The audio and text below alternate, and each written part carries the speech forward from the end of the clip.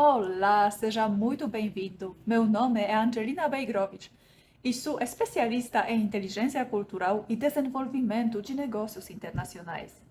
Como você pode perceber pelo meu sotaque maravilhoso, eu não sou brasileira, sou polonesa, mas moro há mais de 9 anos no Brasil. Já vivi na Alemanha, Portugal, Polônia e visitei muitos países no mundo. Você está aqui porque provavelmente já se perguntou como poderia se destacar e ser reconhecido no competitivo mundo dos negócios internacionais. Imagine se tornar um profissional altamente competente e respeitado em qualquer ambiente multicultural. Imagine entender melhor os nuances e contextos culturais, negociar com mais eficácia, desenvolver negócios internacionais com sucesso e atrair clientes e fornecedores de outros países. Parece um sonho. Esse é o seu destino. Estou aqui para ajudá-lo a chegar lá.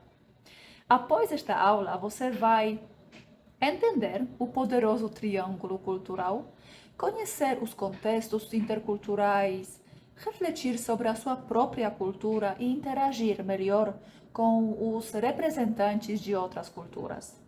Aprender a se comunicar de forma eficaz com colegas e clientes internacionais, evitando mal-entendidos e fortalecendo suas relações, aumentando sua taxa de sucesso em negociações internacionais, alcançando acordos melhores e mais duradouros. Meus alunos já estão se beneficiando da inteligência cultural. Veja só o que a Aletheia disse sobre este conteúdo.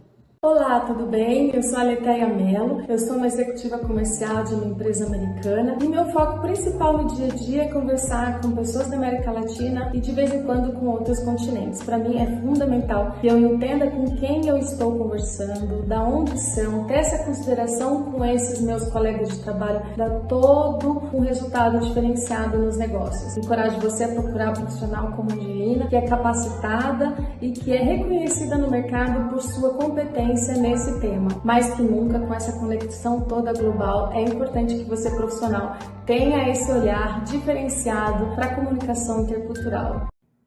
Hoje, nesta aula, quero compartilhar com você minha jornada que começou lá na Polônia. Desde jovem, sempre fui apaixonada por culturas diferentes e sonhava em conectar pessoas ao redor do mundo. Cresci ouvindo histórias de guerra contadas pelos meus avós, histórias que se entrelaçaram com eventos marcantes, como o genocídio em Srebrenica, as guerras na Chechênia e a tragédia na escola de Beslan. Esses acontecimentos moldaram minha infância e juventude, aguçando minha curiosidade sobre as raízes das divisões humanas e fortalecendo meu desejo de buscar uma compreensão mais profunda das causas dos conflitos. Essas experiências me impulsionaram a aprender novos idiomas e a mergulhar em culturas distintas. Queria entender não apenas para satisfazer minha sede de conhecimento, mas para encontrar caminhos para construir pontes de empatia e entendimento. Depois da universidade, mergulhei de cabeça no desenvolvimento de negócios internacionais. Foi um casamento perfeito, uma carreira que me permitiu unir minha paixão por idiomas e culturas com a empolgação das viagens internacionais. Ao longo dos anos, vivendo e trabalhando em diferentes países, percebi uma verdade fundamental: dominar um idioma é apenas o começo. Para realmente se conectar com as pessoas, é preciso mergulhar nos seus contextos culturais e sociais, muitas vezes sutis e complexos. Como muitos de vocês, já enfrentei desafios ao trabalhar em ambientes multiculturais. Desejava melhorar minhas competências para me destacar no competitivo mundo dos negócios internacionais.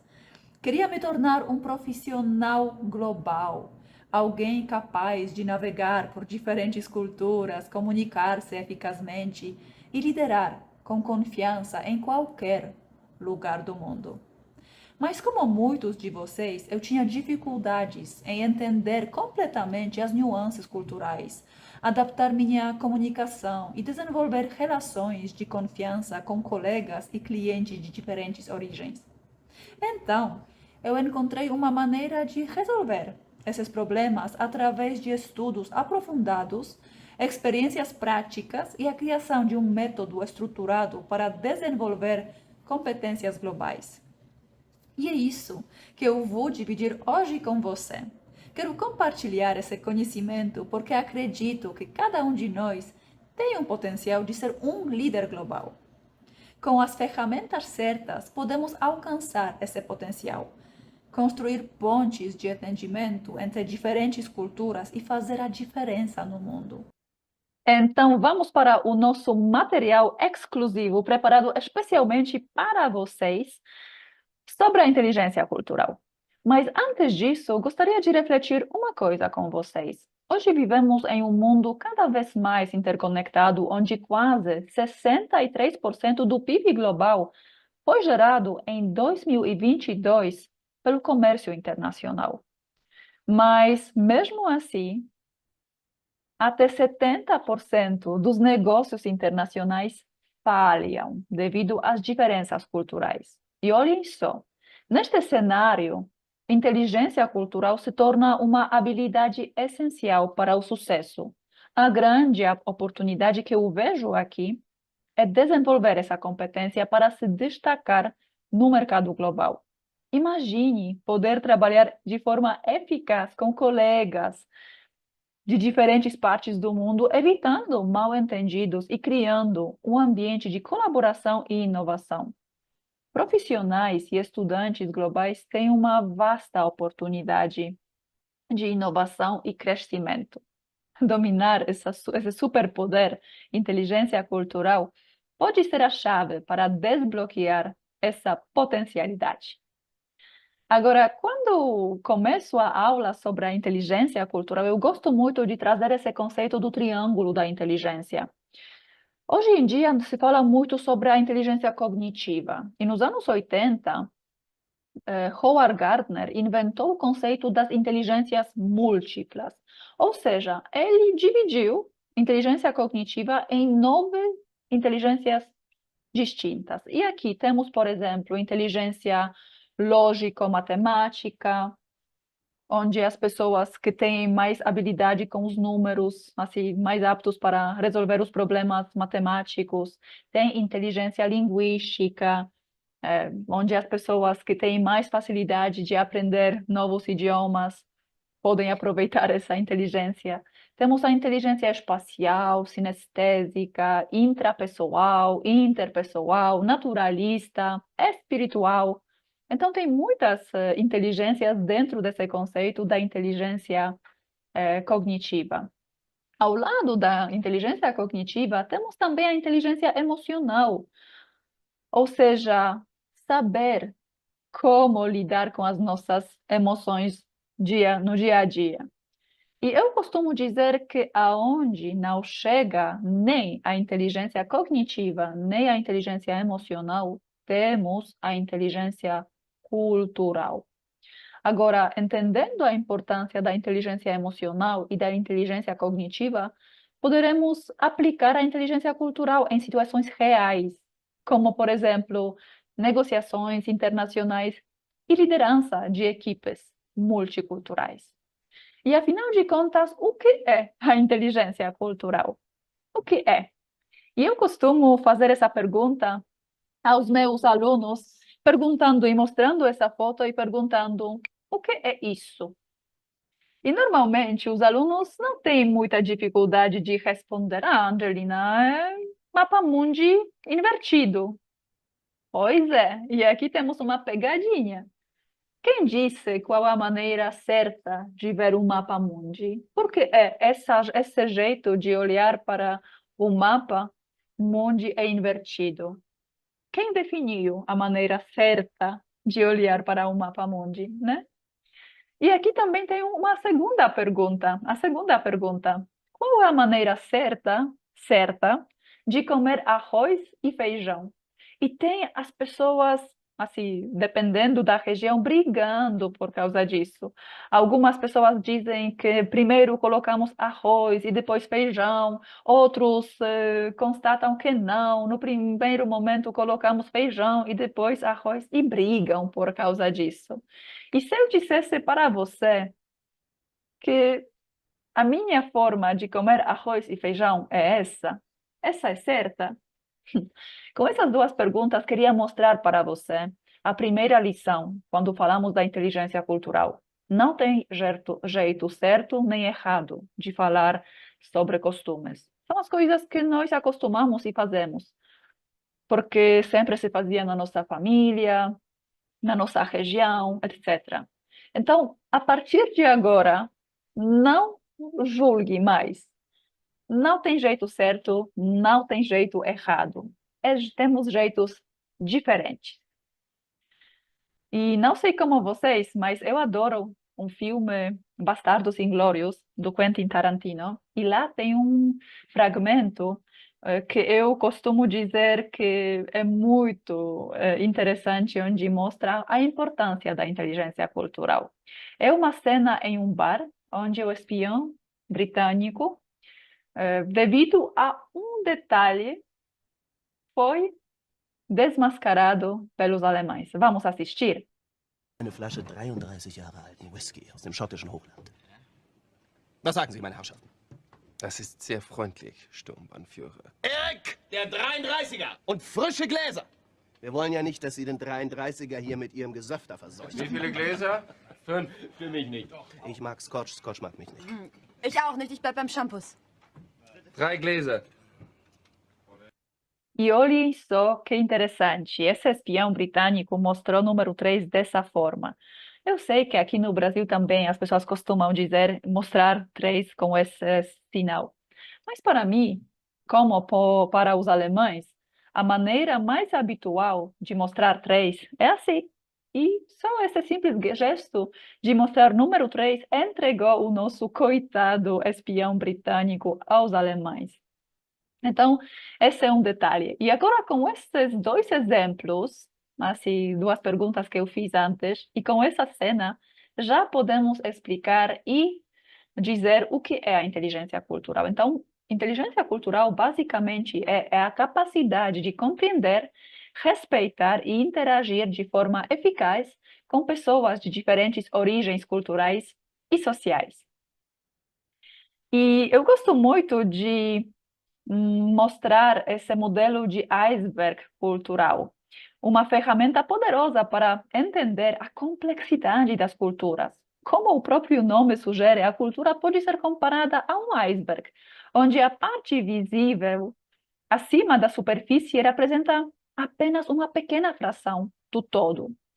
A cultura superficial inclui comportamentos e práticas visíveis, como culinária, música, língua, artes visuais, festivais, bandeiras, literatura, feriados, etc. Essas são as partes da cultura que são facilmente observáveis e reconhecíveis.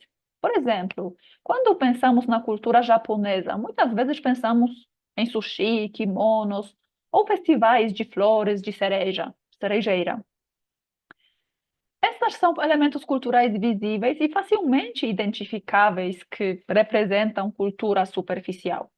Agora, se nós olhamos para fundo, a parte invisível do iceberg, abaixo da superfície, encontramos a cultura profunda, que inclui atitudes, valores e crenças que não são imediatamente visíveis, mas que moldam o comportamento e a percepção das pessoas. Esses comportamentos, esses elementos podem incluir, por exemplo, crenças religiosas, noções de beleza, linguagem corporal, estilos de aprendizagem, tipos de liderança, papéis de gênero na sociedade. Esses aspectos da cultura profunda são mais difíceis de perceber, mas são extremamente importantes para entender como as pessoas de diferentes culturas pensam e agem. Eu costumo comparar esse iceberg cultural com Titanic. Imagine que a cultura superficial é a parte visível do iceberg. a parte que o Titanic pôde ver e tentou desviar.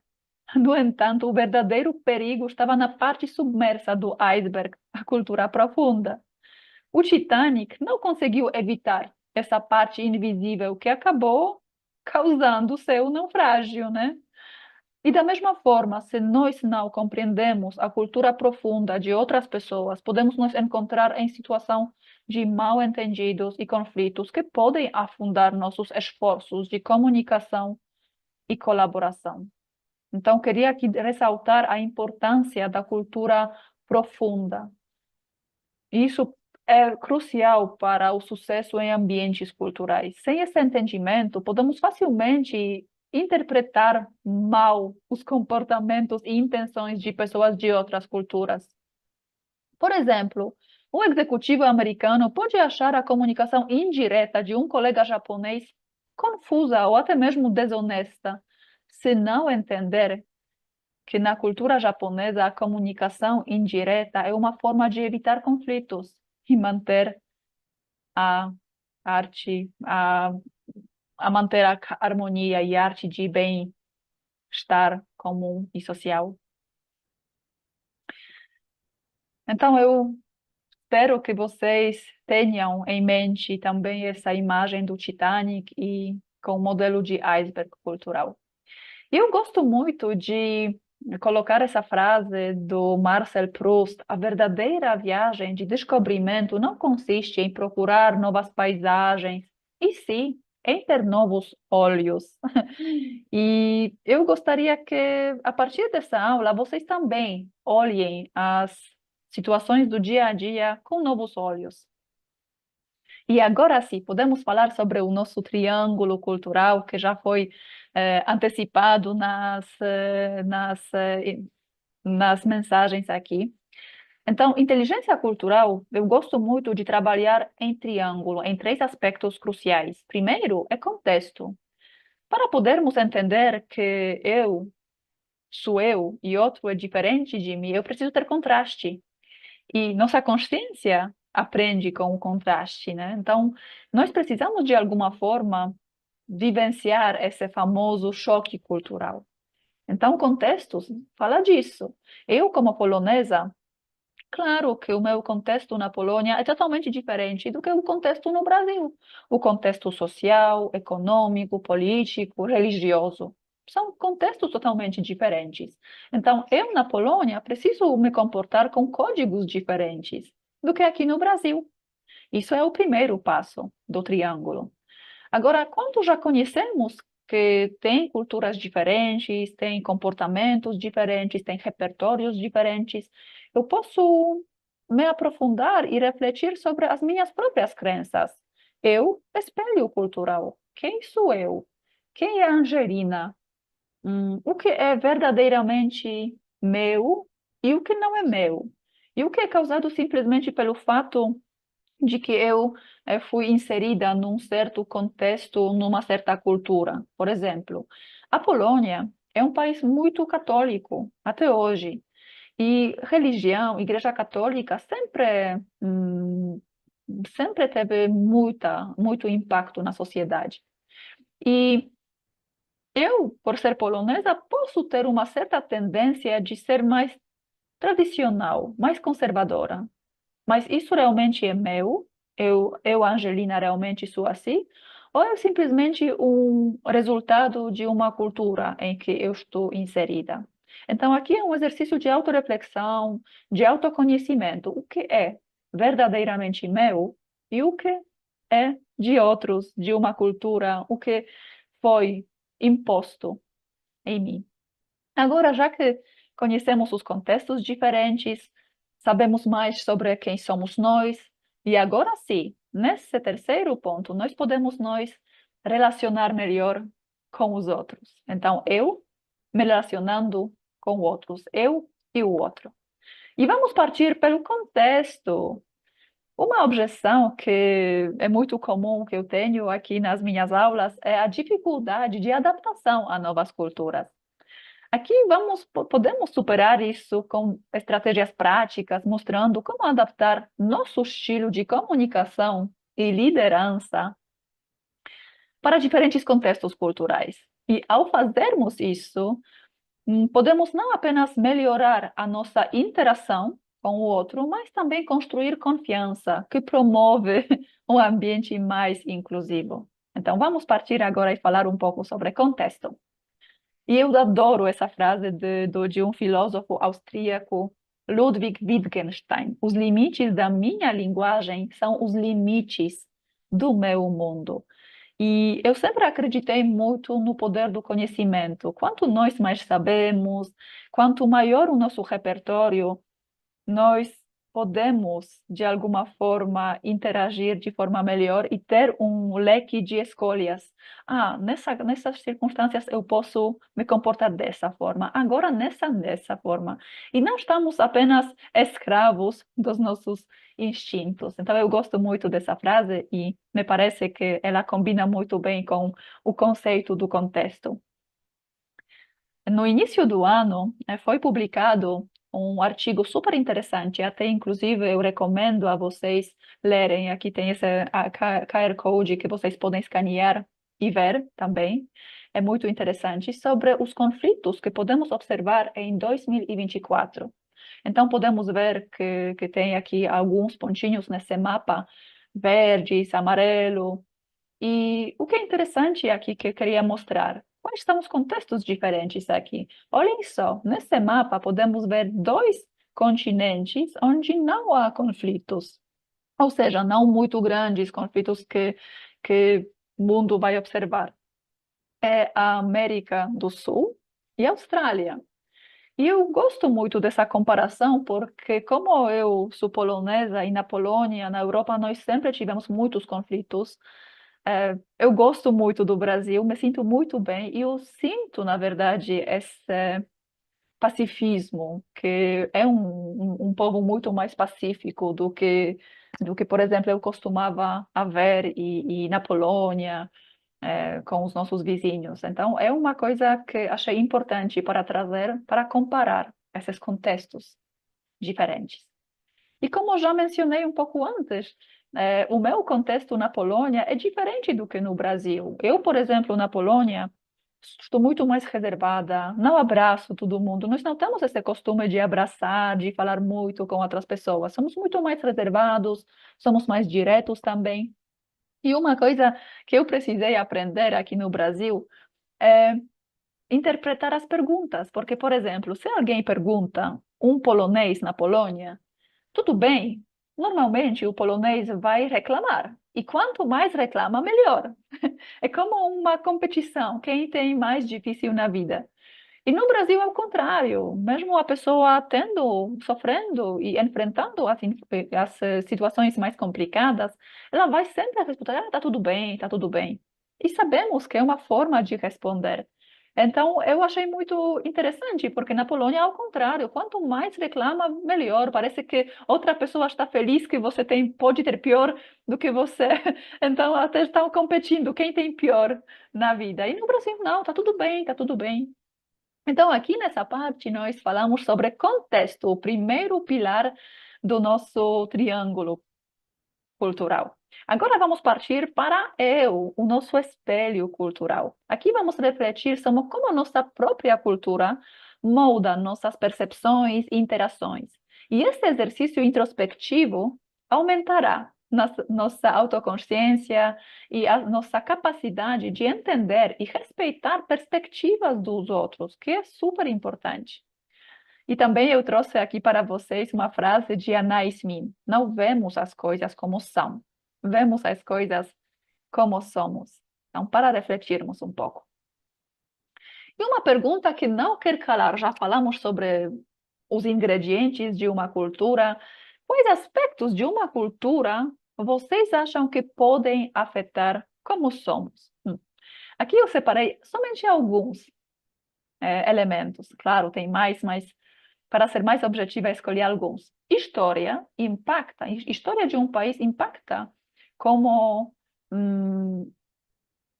o povo costuma depois reagir, e uma mentalidade de um povo. Religião, com certeza também. A língua também influencia muito como nós somos. Como eu dei exemplo do tudo bem, tá tudo bem, tá tudo bem. É uma forma de falar. Clima também, como a pessoa se veste, até inclusive, se usa roupa mais quente ou mais leve. E a geografia, se um país tem acesso ao mar ou não. Então, esses 5 ingredientes vamos analisar aqui. E vamos começar pela história. Claro que a história é fundamental para a configuração de um país, servindo de alicerce para sua identidade e evolução. Mais do que um simples registro de eventos, relata-se a narrativa coletiva que influencia cultura, instituições e perspectivas. Entender e preservar a história permite que um país se baseie em suas experiências, aprendendo com acertos e erros para orientar seu futuro. E aqui eu trouxe o exemplo de Brasil e Alemanha. No Brasil, a colonização portuguesa e a escravidão africana foram cruciais na formação de uma rica diversidade cultural. A independência e movimentos de resistência moldaram a identidade nacional, caracterizada pela criatividade e abertura à diversidade. A história regional do Brasil é marcada por contrastes, por exemplo, no sul, a influência de imigrantes europeus e uma cultura e um clima mais temperado, né?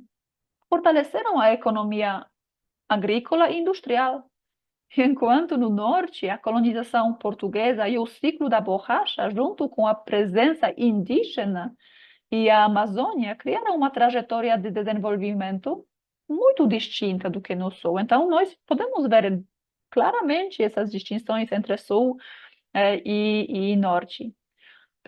Na Alemanha, por exemplo, eventos históricos como o Sacro Império Romano, a Reforma Protestante, as guerras, grandes guerras mundiais, Primeira e a Segunda, e a Guerra Fria, deixaram marcas profundas.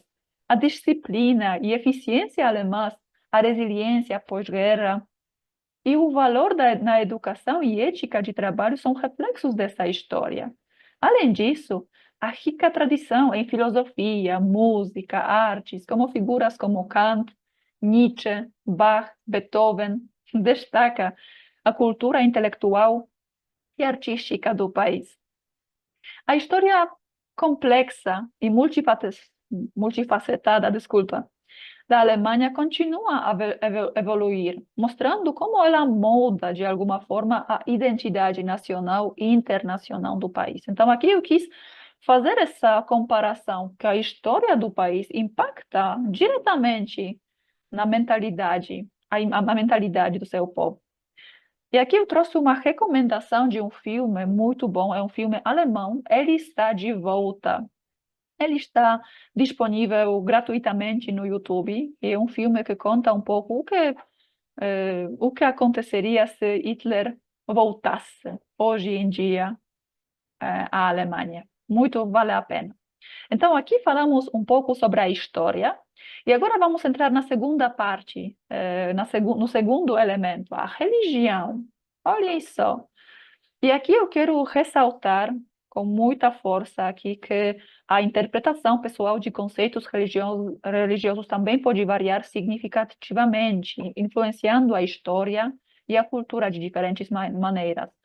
Eu gosto muito de dar como exemplo o amor nunca é maior do que a amante, né? Da mesma forma, a crença nunca é maior do que o crente. E aqui também quero ressaltar que muitas vezes as interpretações causaram certos problemas na nossa história. Por exemplo, a Santa Inquisição exemplifica interpretações extremas do cristianismo.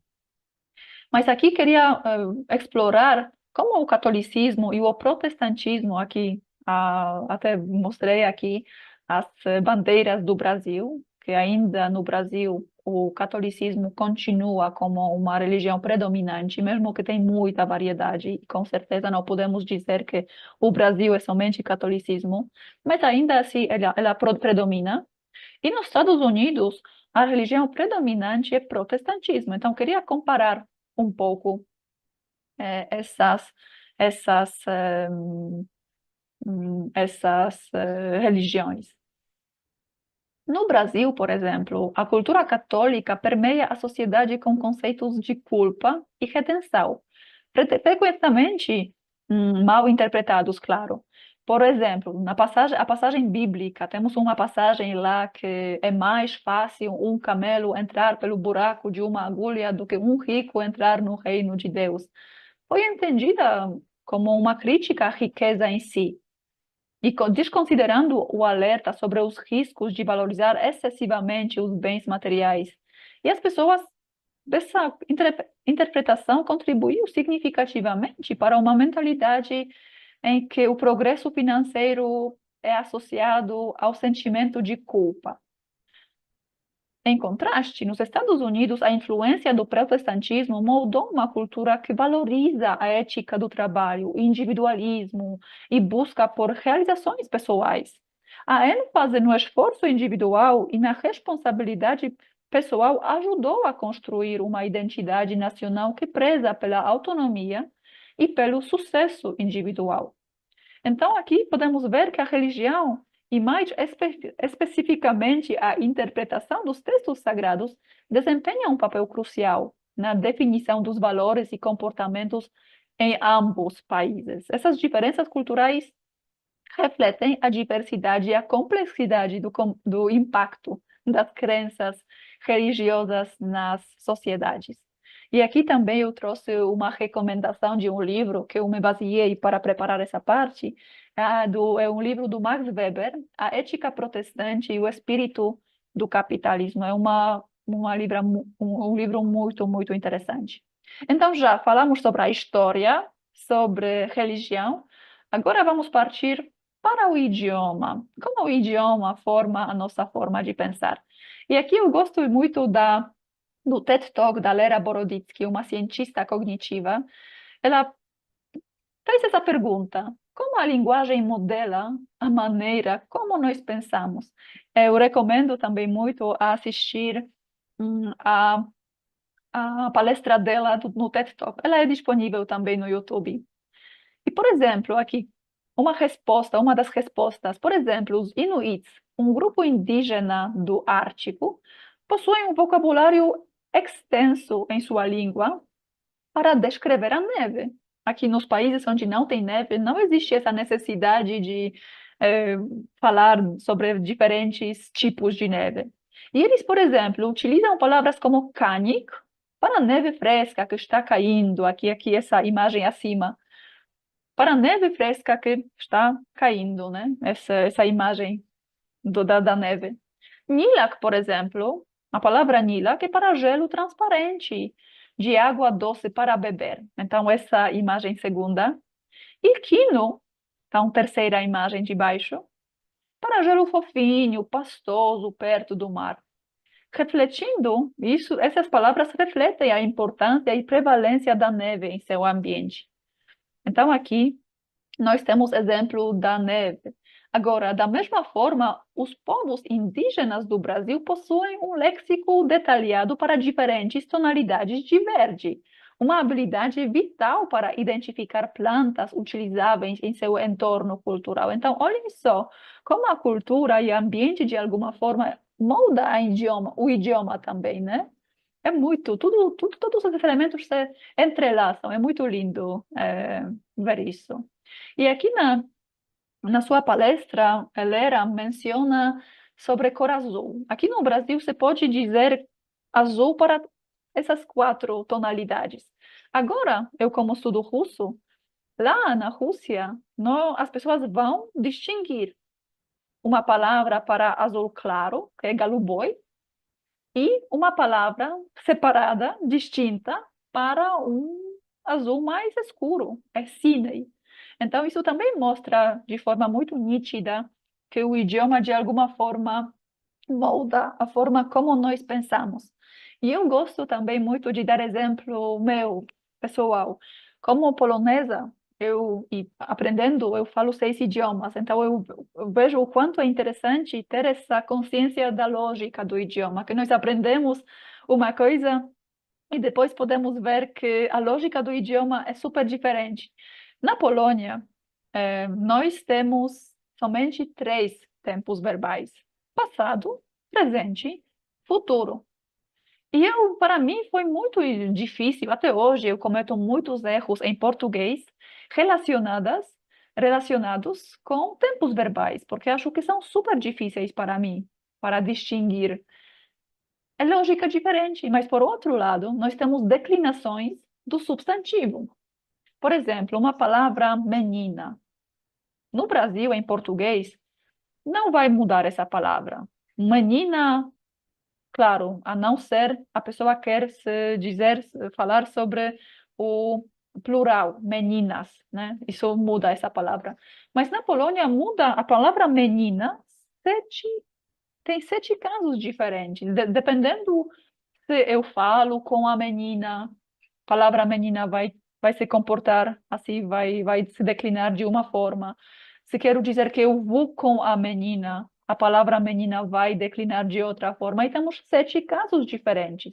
Então, a lógica do idioma é muito diferente.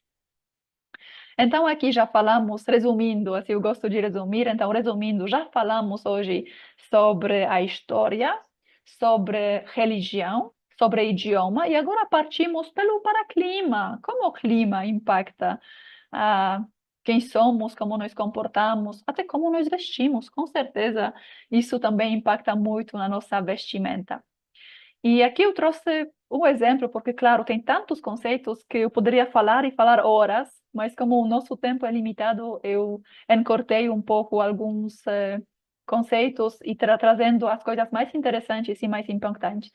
Então, aqui trouxe que existe um axioma popular de que não há países tropicais desenvolvidos, mas sim em desenvolvimento.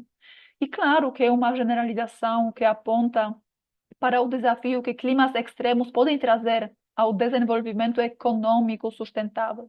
Embora existem algumas exceções notáveis, como, por exemplo, Taiwan, Hong Kong, Singapura, que são regiões tropicais e que alcançaram, de alguma forma, altos níveis de desenvolvimento, a relação entre clima e desenvolvimento é complexa, influenciada por uma variedade de fatores, isso é fato. Morar em zonas tropicais frequentemente traz desafios únicos à saúde pública, particularmente no que se refere a doenças transmitidas por vetores, como, por exemplo, Zika, febre amarela, malária, entre outras.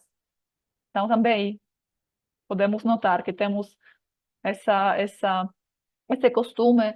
No Brasil tem muito forte costume de vacinação, né? Em outros países que não têm esse costume, por exemplo, quando sofremos COVID, né, 2019 e depois por algum tempo ficou, as pessoas de muitos países recusaram a vacina. Não tiveram esse costume com vacinação. Estas doenças, assim, são especialmente prevalentes em climas quentes e úmidos, que proporcionam condições ideais para a proliferação de mosquitos e outros vetores. E o impacto dessas doenças na saúde pública vai além do imediatamente aparente, estendendo-se ao desenvolvimento socioeconômico das regiões afetadas. E eu gosto muito de uma pesquisa do Jeffrey Sachs, um economista de renome, que destacou a correlação entre a prevalência de doenças tropicais e o crescimento econômico. Ele apontou que, considerando fatores como pobreza inicial, política econômica, localização geográfica tropical e expectativa de vida, o crescimento per capita em áreas afetadas pela malária é, em média, cerca de 1,3% menor em que regiões não afetadas por essas doenças. Então, olhem só, essas doenças, tal como a malária, não somente comprometem a saúde da população local, mas também afetam sua capacidade de trabalho e produtividade, que, por sua vez, pode retardar o desenvolvimento econômico e social das regiões tropicais. Então, assim, enquanto o clima tropical apresenta certos desafios ao desenvolvimento, é essencial reconhecer a complexidade dessa relação e considerar os diversos fatores que contribuem para o sucesso econômico e social de uma região, né? Então, aqui é igualmente importante notar que, por exemplo, as políticas de saúde eficazes podem ajudar, também investimentos em educação, na infraestrutura, todas essas estratégias podem ajudar aos países tropicais a superar essa dificuldade, mas ela existe. Tem países que não precisam se preocupar tanto com isso porque não tem esse problema, né? Então, eu gosto de trazer esse exemplo de desenvolvimento socioeconômico relacionado com o clima, né, onde vivemos. E, claro, esse clima também impacta na forma como nós vestimos, que tipo de produção agrícola temos. É muito complexo. E agora falamos já, resumindo de novo, falamos sobre história, falamos sobre idioma, falamos sobre religião, clima, e agora partimos para o último ingrediente, elemento do nosso dos fatores que impactam a nossa cultura nacional, que é a geografia. E olha só, a geografia desempenha um papel fundamental na moldagem das formas de vida, trabalho e, claro, interação das pessoas. O acesso ao mar, em particular, por exemplo, geopolítica, ela traz esse conceito de distinguir os países que têm acesso ao mar, que eu apresentei aqui, por exemplo, o Reino Unido, e os países que não têm esse acesso ao mar, como o Afeganistão. E a geopolítica explica isso, que o acesso ao mar, em particular, tem profundas implicações para a cultura e o desenvolvimento de um país. No Reino Unido, e por exemplo, outro exemplo pode ser Países Baixos também, o acesso ao mar propicia uma cultura diversificada e aberta, devido ao comércio marítimo e à troca cultural. O Reino Unido, composto por Inglaterra, Escócia, País de Gales, Irlanda do Norte, tem sua história e identidade cultural ligadas ao mar. A Marinha Real Britânica foi vital na expansão do Império Britânico, facilitando o comércio global e a troca de ideias. A culinária britânica, com pratos como peixe e batatas fritas e festividades marítimas, refletem essa influência. Em contraste, países sem acesso ao mar, como por exemplo o Afeganistão e outro exemplo também aqui acima, Uzbequistão, frequentemente desenvolvem culturas mais introspectivas e tradicionais. O Afeganistão, localizado na Ásia Central, tem uma cultura fortemente influenciada por sua geografia montanhosa e sua posição no cruzamento de rotas comerciais antigas. A falta de acesso ao mar limitou suas oportunidades de comércio internacional, promovendo uma economia autossuficiente baseada na agricultura. Isso é um fato. Então, claro que sempre ressaltando que não são os fatores deterministas, limitantes, mas isso quero trazer, com essas informações, quero trazer um insight para vocês pensarem um pouco, faz sentido.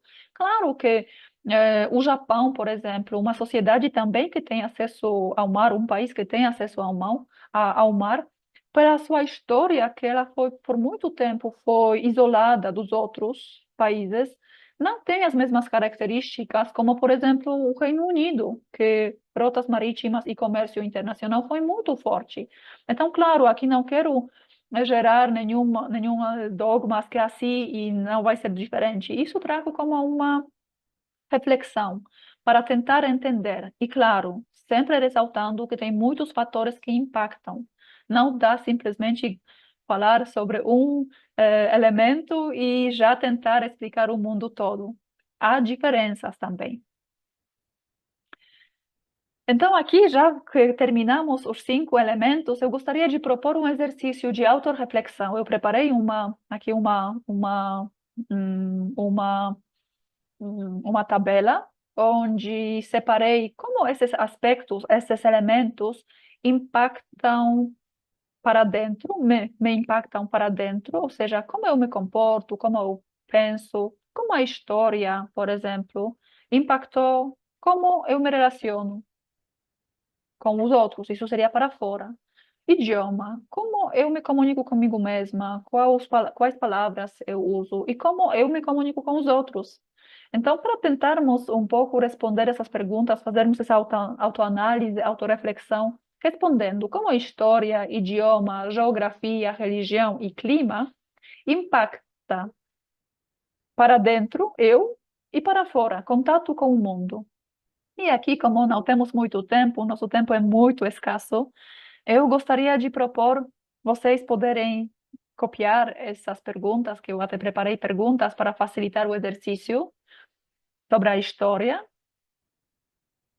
Aqui sobre o idioma, também podem fazer print screen. Eu não vou ler para não perder o tempo, mas vou deixar um pouquinho de tempo para vocês fazerem um print screen. Geografia. Aqui, geografia temos. Religião. E o clima. E com esse exercício, nós já terminamos o segundo pilar de autoconhecimento da inteligência cultural. Então, falamos sobre contexto. Agora, terminamos uma parte do eu e do espelho cultural. E agora, vamos partir para eu me relacionando com o outro, uma parte mais extensa e mais interessante de todas, mas não podemos partir já para isso, porque antes os dois pilares são fundamentais, mas essa parte é mais divertida, mais interessante, com mais insights, que eu espero que vocês gostem também. E eu adoro essa frase do Zygmunt Bauman: o verdadeiro diálogo não é falar com pessoas que acreditam nas mesmas coisas que nós acreditamos. E aqui eu quero muito que com essa frase e tendo um maior repertório comportamental, maior conhecimento, nós consigamos nos relacionar melhor com os outros. E aqui eu gosto muito do livro da Erin Meyer, The Culture Map. E esse mapa cultural se baseia no conteúdo desse livro. Infelizmente, eu não vi esse livro em português. Eu encontrei aqui em casa, eu tenho em inglês, mas eu vi que também existe um livro em espanhol. Mas não tem problema, eu aqui preparei esse mapa cultural. Basicamente, esse livro trata sobre 8 dimensões no mundo corporativo, como podemos melhorar as interações com os outros, sabendo que os países se encontram em diferentes lugares nos seus mapas culturais. Por exemplo, temos 8 dimensões. Uma delas é comunicação. Temos países com comunicação de baixo contexto, esses países com comunicação mais simples, mais explícita, repetitiva. E temos países com cultura de comunicação de alto contexto, que é muito mais sofisticada, com várias camadas, onde a pessoa precisa entender melhor o contexto, e a linguagem não verbal faz muita diferença na comunicação. Temos segunda dimensão, é avaliação, ou seja, feedback negativo direto. Tem países e culturas onde feedback negativo mais crítico é muito bem visto, e a crítica é muito construtiva e vista de forma positiva. E tem os países que evitam feedback negativo, e tem um feedback mais indireto, suavizado, com pontos positivos. Temos liderança também, terceira dimensão. Temos culturas onde predomina a liderança mais igualitária, e temos culturas com liderança hierárquica. Decisão, tomada de decisão. Temos as culturas com tomada de decisão mais consensual, onde todo mundo participa, e top-down, onde o chefe decide e somente entrega o resultado para a execução dos liderados. A construção de confiança. Tem culturas onde a confiança é baseada em relacionamentos, ou seja, a pessoa precisa conhecer com quem está lidando, como no Brasil, por exemplo. É uma forte cultura de relacionamento. E tem culturas, como por exemplo a cultura alemã, que se baseia a confiança na forma como a pessoa trabalha e entrega tarefas. E assim, são grandes diferenças, abordagens são diferentes. Mais uma dimensão é desacordo. Tem culturas que gostam de discordar, de bater em frente com pessoas para aprender, até inclusive. E tem culturas que evitam a qualquer custo de qualquer desacordo, qualquer discussão, e não vão querer entrar nessa nunca. E tempo também. Tem culturas que apreciam muito a pontualidade com uma com uma abordagem mais linear, e também tem uma abordagem de tempo mais flexível. E princípios também, persuasão, no sentido, tem culturas que persuadem partindo pela teoria, muitos conceitos teóricos, por exemplo, na França, na Alemanha, a pessoa precisa entender os conceitos teóricos antes de decidir e fazer alguma coisa. E tem países, por exemplo, como os Estados Unidos, que partem para as aplicações. Como podemos aplicar essa solução? Então, não querem saber tanto das teorias chatas, né? Então, aqui podemos ver que muda muito a forma como as pessoas lidam com várias tarefas e vários conceitos através dessas 8 dimensões. Hoje, infelizmente, não vamos conseguir tratar todos, mas pelo menos comunicação queria ainda abordar com vocês. E aqui eu preparei, na verdade não preparei, mas encontrei um vídeo super interessante que mostra um pouco a diferença entre um alemão e brasileiro. Vamos lá?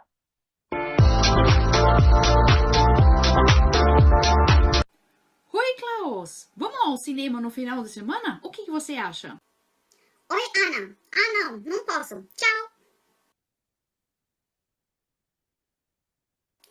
Oi, Ana. Bom dia, tudo bem?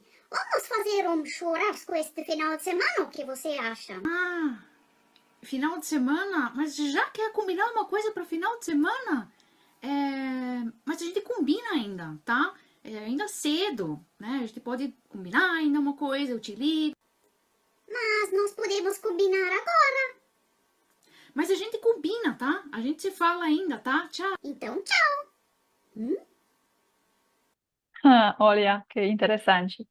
Eu posso confirmar que é um pouco assim. Então, aqui vemos a comunicação de alto e de baixo contexto, de dizer não, né? O brasileiro tem uma dificuldade de dizer não, que não pode abertamente, e o alemão não tem essa dificuldade. E aqui vamos falar, então, sobre a comunicação. Como mencionei anteriormente, temos a comunicação de baixo contexto, que é muito mais precisa, simples, repetitiva, clara, sem muita coisa para imaginar, é muito claro. E tem culturas de alto contexto, onde a comunicação é mais sofisticada, mais cheia de camadas, tem muitas mensagens entre linhas. E aqui abaixo eu coloquei como uma escala, assim, tem 2 extremos, né? De um extremo de baixo contexto temos, por exemplo, os Estados Unidos, que é um país mais com essa cultura de baixo contexto.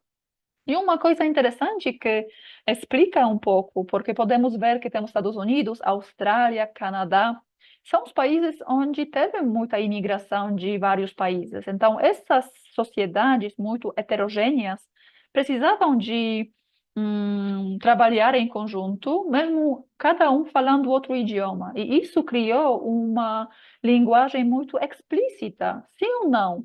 Quero ou não quero? Faço ou não faço? Não tem muito espaço para adivinhar o que a pessoa quer de você. Ela vai falar explicitamente. Então, a história de um país, né, como nós falamos antes, também impacta como nós somos. E aqui tem uma cultura de comunicação super direta, super clara, super precisa, explícita, sem espaço para adivinhar. Do outro extremo, temos as culturas como, por exemplo, a japonesa, coreana, da Indonésia. Então, tem as histórias desses países são totalmente diferentes. O Japão, por exemplo, é uma sociedade muito homogênea. Então, as pessoas já conseguem entender contexto, sabem o que significa esse silêncio. As pessoas entendem isso. Até tem uma expressão muito interessante em japonês, kuki yomenai, que significa aquele que não consegue ler o ambiente, o ar. Então, essa expressão diz que as pessoas precisam prestar muita atenção na comunicação não verbal, porque é diferente. Então, temos 2 extremos aqui nessa escala, e podemos ver que alguns países ficam em vários graus dessa escala. Por exemplo, o Brasil fica mais ou menos no meio, um pouco mais para alto contexto. Mas o que é importante ressaltar aqui, que essa escala é relacional, ou seja, brasileiro pode ser considerado como uma pessoa da cultura, da comunicação de baixo contexto pelo japonês, pelo chinês, porque fica mais do lado, comparando com China e com o Japão, do lado esquerdo da escala, mais para o lado da baixa comunicação, do baixo contexto. Já para a polonesa, como eu, para mim, o brasileiro já é um representante de uma cultura que tem uma tendência de ser mais de alto contexto. Então, eu já notei que tudo bem, tudo bem. Já preciso também aprender a ler esse ar. Então, aqui é muito importante para não tratar que essa cultura é sempre de alto contexto, essa é de baixo. É relacional, dependendo com quem lidamos, quem somos, onde nós encontramos nessa escala, nossa cultura e com quem nós lidamos. É muito importante, tá? Então, aqui vamos fazer uma pergunta, então. Como podemos melhorar a interação entre essas culturas aqui? E eu trouxe aqui uma metodologia geral, uma estratégia geral. Primeiramente, partimos para a análise cultural. E aqui eu posso dar o meu próprio exemplo. Como na Polônia, nós temos comunicação muito direta, muito mais de baixo contexto, comparando com o Brasil, e nós respeitamos o tempo do nosso cliente. Quando eu telefonava aos meus clientes na Polônia, eu era muito direta, muito respeitando o tempo dele, então já partia e ia direto ao ponto. Aqui no Brasil, eu notei que com esse comportamento eu estou considerada uma pessoa rude, arrogante até. Então precisei aprender, foi difícil para mim entender, mas por quê? Eu respeito o tempo da pessoa, não quero que... Eu sei que ele tem outras tarefas para fazer, então não vamos falar meia hora aqui por telefone. E eu notei que aqui no Brasil é uma cultura de relacionamentos. A pessoa precisa entender quem sou eu, porque como nós vamos trabalhar juntos, né? É importante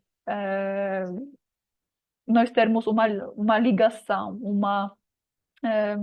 os laços, né, criados. Então, eu precisei aprender a falar por telefone com os meus clientes brasileiros, falando mais, tudo bem, como você está, como estão os negócios, um pouco small talk, antes de entrar no tema principal da nossa conversa. Então, a análise cultural, onde eu comparo as culturas, primeiro passo. Depois eu parto pelo planejamento estratégico. Então, tá bem. Então, se eu sou mais direta, mas os brasileiros não têm essa comunicação mais direta, são mais indiretos em comparação com a minha cultura, eu preciso me adequar. Então, eu vou falar um pouco mais sobre a pessoa, como você está, como estão os negócios. Vou fazer um small talk antes de entrar no meu tema principal. Depois temos implementação. Então, simplesmente, depois da análise, planejamento, implementamos a nossa ideia. E depois fazemos a avaliação. Se o resultado foi positivo, mantemos a estratégia, funcionou perfeitamente. E se não, precisamos partir de novo para a análise cultural. Então, vamos de novo. Não deu certo essa estratégia. O que eu não analisei, o que foi errado, né? E aqui, repetimos toda a parte. E assim, essa é uma metodologia mais geral para sempre termos em vista de fazendo essa comparação e tratar isso como uma estratégia de comunicação, o repertório comportamental. E aqui eu queria trazer para vocês algumas ferramentas que se pode usar aqui, né, quando nós falamos da comunicação entre as culturas de alto e baixo contexto. Uma dessas ferramentas são intensificadores. Como o próprio nome diz, são as palavras que intensificam a mensagem. Por exemplo, muito, realmente, você fez um trabalho realmente incrível. Eu ressalto com essa palavra. Absolutamente, você é absolutamente essencial para a equipe. Completamente, incrivelmente. São as palavras que ressaltam e intensificam a mensagem principal. Do outro lado, temos suavizadores, que também, da mesma forma, explica que suaviza uma mensagem. E aqui, um pouco, talvez, um pouco mais, um pouco menos, possivelmente, em algum grau. São as palavras que, de alguma forma, diminuem a intensidade. E eu, como polonesa, notei que eu me viciei. Eu uso muitos suavizadores aqui no Brasil, porque noto que as pessoas usam muito. Por exemplo, uma pessoa não vai te dizer abertamente, eu discordo de você. Não é assim como você fala. A pessoa normalmente vai falar, eu discordo um pouco. Então, esse um pouco suaviza a mensagem. Eu discordo, mas só um pouquinho, não muito. Então, eu devo confessar que eu, pessoalmente, viciei nesses suavizadores, e aqui eu falo muito, eu sempre um pouco, eu faço muito, todas as coisas um pouco, eu discordo um pouco, falamos um pouco sobre isso, então eu preciso também me policiar mais para não repetir com muita frequência essas palavras. E aqui uma estratégia para finalizar a nossa aula, o conteúdo da nossa aula, porque realmente tem muitas informações, mas é muitas mesmo. Uma hora é pouco para falar sobre tudo. Mas queria dar como uma norte, que no caso das culturas de baixo contexto, nós deveríamos priorizar o uso de intensificadores, e no caso das suavizadores, evitar. Então, aqui, baixo contexto, usamos muitos intensificadores e evitamos suavizadores. No caso das culturas de alto contexto, ao contrário, nós precisamos evitar intensificadores fortes, porque isso pode realmente criar uma mensagem muito forte na percepção de um representante de uma cultura de alto contexto, e precisamos priorizar o uso de suavizadores, como foi o meu exemplo que mencionei, que eu no Brasil comecei a usar muito mais suavizadores, é um pouco. E aqui também nessa tabela temos alguns exemplos que vocês também podem fazer um print screen e analisar com mais calma.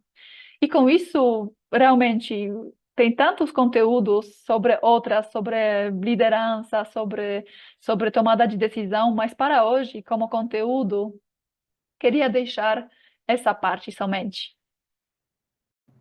Eu sei que não tem como ensinar tudo em uma aula só. E é por isso que criei o curso online gravado Inteligência Cultural Desenvolvendo Competências Globais para Sucesso Internacional. No curso, você terá acesso a 4 módulos de treinamento profundo, cada um projetado para desenvolver sua inteligência cultural e suas competências globais. Isso inclui técnicas de comunicação eficaz, estratégias e táticas avançadas em comunicação e liderança em contextos multiculturais. Com esses módulos, você será capaz de se comunicar e negociar de forma eficaz em qualquer parte do mundo, construir relacionamentos profissionais mais fortes e ter maior confiança em ambientes multiculturais. Além disso, resolverá dores como mal-entendidos culturais, negociações mal-sucedidas, barreiras de comunicação e falta de compreensão cultural. Além dos módulos, este curso inclui exercícios práticos que permitirão que você aplique imediatamente o que aprendeu. Esses exercícios são projetados para ajudar você a internalizar os conceitos e a desenvolver habilidades práticas. E para enriquecer ainda mais sua jornada, também faremos recomendações de filmes, livros e artigos que complementam os tópicos discutidos. Essas sugestões foram cuidadosamente selecionadas para proporcionar uma visão mais ampla e aprofundada da inteligência cultural. Como bônus, incluí uma série de entrevistas chamada Pontes Culturais, onde você poderá aprender com os brasileiros que moram em outros países ou dos estrangeiros que vivem no Brasil sobre as principais lições que cada nação pode aprender com a outra. O investimento no curso online gravado Inteligência Cultural Desenvolvendo Competências Globais para o Sucesso Internacional é de apenas R$ 799 à vista. Você pode pagar também via boleto, Pix e no cartão. Oferecemos uma garantia incondicional de 7 dias. Se não estiver satisfeito, devolvemos seu dinheiro sem perguntas. E mais ainda, temos uma garantia condicional de 90 dias. Se você completar o curso e não perceber uma melhora significativa em suas habilidades globais, você receberá uma consultoria gratuita comigo, onde criaremos um plano de ação para você aplicar nos próximos 90 dias. Se após esse período você ainda não atingir os resultados desejados, devolveremos seu dinheiro investido e pagarei do meu próprio bolso R$ 500 pela sua dedicação e esforço.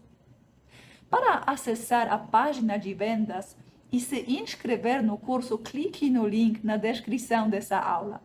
Você agora tem 3 alternativas. Primeira, fazer como sempre e não ter resultados. Continuar utilizando os métodos tradicionais e enfrentar os mesmos desafios e barreiras culturais. Tentar aprender sozinho, ou seja, perder tempo e dinheiro tentando descobrir sozinho o que este curso oferece de maneira estruturada e comprovada. E terceiro, comprar o produto sem risco, aproveitar o conteúdo testado e comprovado que vai te levar aonde você quer chegar, com a garantia de que você não tem nada a perder e muito a ganhar. Não perca essa oportunidade de transformar sua carreira e alcançar o sucesso internacional. Inscreva-se agora e comece sua jornada rumo à maestria em competências globais.